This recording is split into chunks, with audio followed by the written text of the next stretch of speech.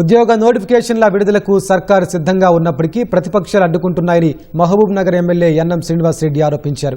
గతంలో బీఆర్ఎస్ ప్రభుత్వం 10 ఏళ్లలో ఉద్యోగాలు ఇవ్వకపోగా ఇప్పుడు ఇస్తుంటే కోర్టులో కేసులు వేసి అడ్డుకుంటోందని మండిపడ్డారు.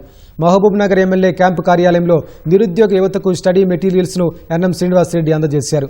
మరికొన్ని రోజుల్లో రెవెన్యూ, పోలీస్ శాఖలో ఉద్యోగ నోటిఫికేషన్లు రానున్నాయని, యువత సమయం వృధా చేయకుండా ఇప్పటి నుంచే సన్నద్ధం కావాలని సూచించారు.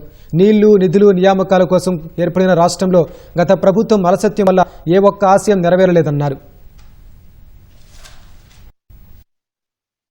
చిన్న వాటిని భూతద్దంలో చూపి వాళ్ళు ఎట్లాగూ ఉద్యోగం ఇయ్యలేదు, కానీ ఇప్పుడు కూడా ఉద్యోగాలు వస్తుంటే అడ్డుకోనీకి ఏదో కారణం చూపించి కొంతమంది నెగేస్తుంది, కోర్టులలో కేసులు వేస్తుంది. మన పిల్లలందరికీ ఎక్కడ ఉద్యోగాలు ఖాళీ ఉన్నాయో ఆ ఉద్యోగాలన్నింటినీ కూడా మీకు ఇవ్వాలని చెప్పి నిర్ణయం తీసుకున్నాం. గతంలో ఉద్యోగాలు ఇవ్వకుండా ఏం చేసిండ్రు, ఎక్కడికక్కడ అవుట్ సోర్సింగ్ పేరు మీద వాళ్ళకి ఇష్టం వచ్చిన వాళ్ళను నియామకం చేసుకున్నారు.